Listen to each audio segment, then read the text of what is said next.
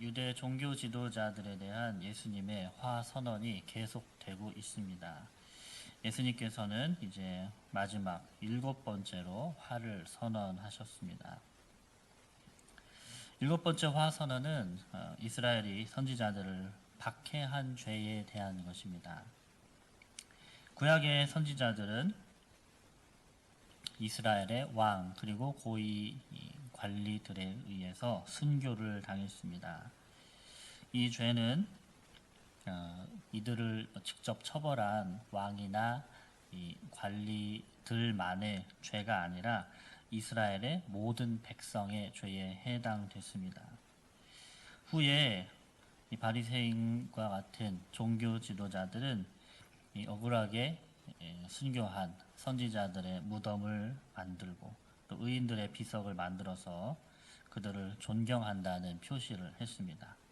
그리고 말하기를 자신들이 선지자의 때에 있었으면 절대 그들을 박해하지 않았을 것이다 라고 했습니다. 그러나 이 바리새인이나 서기관들의 현재 행동을 볼 때 그들은 그들의 조상과 동일한 마음을 가지고 있음을 알 수 있습니다. 그들은 최후의 선지자로 온 요한을 배척하고 또 메시아로 오신 예수님을 죽이려고 계획을 하고 있습니다. 그런데 선지자와 의인들을 따르는 사람들이라면 당연히 세례 요한의 권위를 인정하고 또 예수님을 받아들여야 합니다. 그러나 그들은 자신들의 기득권을 빼앗기지 않기 위해서 예수님을 배척하고 죽일 계획을 함으로써 바로 그들의 조상들이 구약의 선지자들에게 했던 행동을 똑같이 하려고 하고 있는 것입니다. 예수님은 그들에게 너희 조상의 분량을 채우라고 말씀하셨습니다. 여기서 분량을 채운다고 하는 것은 죄의 분량을 채우는 것을 말합니다. 하나님께서는 죄인들에 대해서 바로 심판하지 않으시고 그들이 죄의 분량을 채울 때까지 인내해 주시는 그 시간이 있습니다. 그래서 조상들의 분량을 채운다고 하는 것은 조상들이 선지자들을 죽였던 그 죄의 분량을 채우고 심판을 받았는데 너희들도 너희 조상들처럼 그렇게 선지자들을 억울하게 죽이는 바로 예수 그리스도를 이렇게 핍박을 하고 그리고 순교를 시키는 그 죄의 분량을 채우라. 조상들과 똑같은 그 잘못을 저질러라. 그럼 하나님의 심판을 당할 것이다. 라는 예수님의 비난의 말씀이신 것입니다. 그리고 너희는 실상은 지금은 선지자들을 추모하고 존경하는 것처럼 말하지만 실상은 너희 조상들과 아무것도 다를 바 없다라고 말씀하시는 것입니다. 심지어 예수님께서는 그들에게 뱀들아, 독사의 새끼들아 라고 욕을 하셨습니다. 자, 이 말은 지금 생각해도 보통 사람들이 입에 담기 어려운 아주 거친 말입니다. 우리가 생각하기에 예수님은 참 온유하고 겸손하신 분이신데 어떻게 이렇게 거친 말을 하실 수 있는가? 이게 예수님의 입에서 나온 말인가? 하고 의아한 생각도 듭니다. 하지만 예수님이 이렇게까지 말씀하심으로써 이 바리새인들의 패역한 외식이 얼마나 주님의 마음을 아프게 했는지 느낄 수 있습니다. 예수님이 이렇게 말씀하신 것은 이 바리새인들이 사탄의 사주를 받은 악인들이고 사탄의 자식들이기 때문에 그들이 구원받지 못할 자로 여기신 것입니다. 이들은 구약의 첫 순교자 아벨로부터 마지막 순교자 사가랴에 이르기까지 박해하면서 지금은 이제 예수님을 박해하면서 하나님께 반역을 계속적으로 하고 있습니다. 그러나 그 순교자들의 피가 이제 다시 그들에게 돌아갈 것이다. 유대인들에게 돌아갈 것이라고 주님은 말씀하십니다. 그렇다고 주님이 무작정 그들을 심판하려고 하신 것이 아닙니다. 암탉이 그 새끼를 날개 아래 모음같이 주님은 그들을 용서하려고 하셨습니다. 부모의 심정으로 이 유대인들을 어떻게든 심판하지 않고 구원하려고 하셨습니다. 하지만 그들의 반역과 고집은 하나님의 용서의 손길을 거절했기 때문에 하나님의 사랑은 심판의 매로 변하는 것입니다. 그들은 하나님께서 회개하라는 그 말씀을 듣고서도 여전히 완악했으며 그리스도를 배척했습니다. 이제 그들에게 심판이 닥칠 것인데 그것은 그들의 행위에 따른 자업자득으로서 피할 방도가 전혀 없는 것입니다. 결국 예수님께서는 예루살렘은 황폐하여져서 버려진 바 되리라 하는 저주를 하십니다. 예수님이 예루살렘에 입성할 때에 무리들이 외쳤습니다. 찬송하리라 주의 이름으로 오시는 이여 라고 환호성을 질렀지만 그 환호성을 지른 사람들이 이제는 주님을 보지 못한다는 것입니다.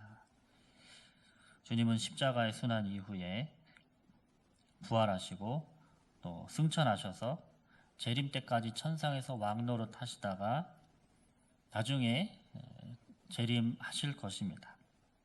그때는 주님의 복음을 나중에 선교를 통해서 받아들인 사람들이 다시 새롭게 주님을 찬송하며 기다릴 것이고 그들이 주님을 보게 될 것입니다. 저는 오늘 말씀을 묵상을 하면서 부모님이 자녀를 가르칠 때 도저히 용납하지 못하는 이 잘못에 대해서 화를 내는 것이 떠올랐습니다. 아무리 온유하고 상냥한 부모라도 절대 이 아이가 그렇게 행해서는 안 되는 잘못을 했을 때는 불같이 화를 내고 매를 때려서라도 그 잘못을 고치도록 하는 그런 잘못들이 있습니다.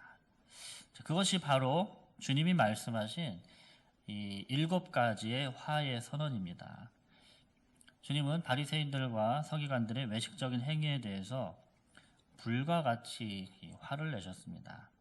주님이 제자들을 책망하고 꾸짖은 적도 있지만 이렇게까지 화를 내시진 않으셨습니다.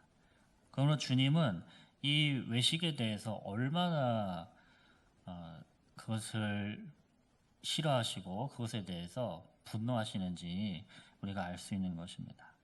주님은 마음은 없고 겉에 행위만 있는 신앙을 굉장히 싫어하십니다. 겉으로는 하나님을 경외하는 듯 하지만 실상은 자신을 높이고 자랑하며 속에는 탐욕과 방탕한 마음이 있는 것을 너무나 미워하십니다.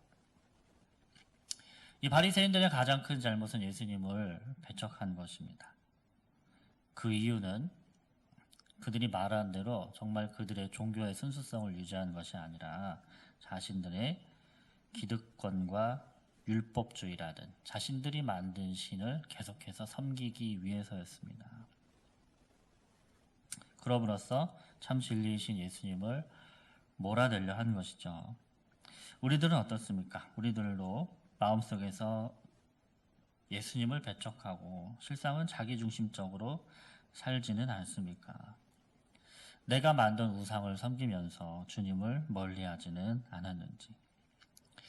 입으로는 주님을 존귀하다고 말하지만 실상 마음으로는 주님의 말씀을 무시하고 겉은 이렇게 하얗지만 속은 회칠한 무덤 같은 삶의 모습을 갖고 있지는 않은지 우리의 삶을 우리가 돌아보아야 할 것입니다. 왜냐하면 주님께서 그것들을 너무나도 미워하시기 때문입니다. 우리가 이 모습을 이상하게 여기고 이건 나에게 해당하는 말이 아니야 라고 그냥 치부해버릴 것이 아니라 지금 내가 괜찮더라도 나중에라도 이렇게 되지 않기 위해서 항상 내 마음을 주님 앞에서 점검해야 할 것입니다.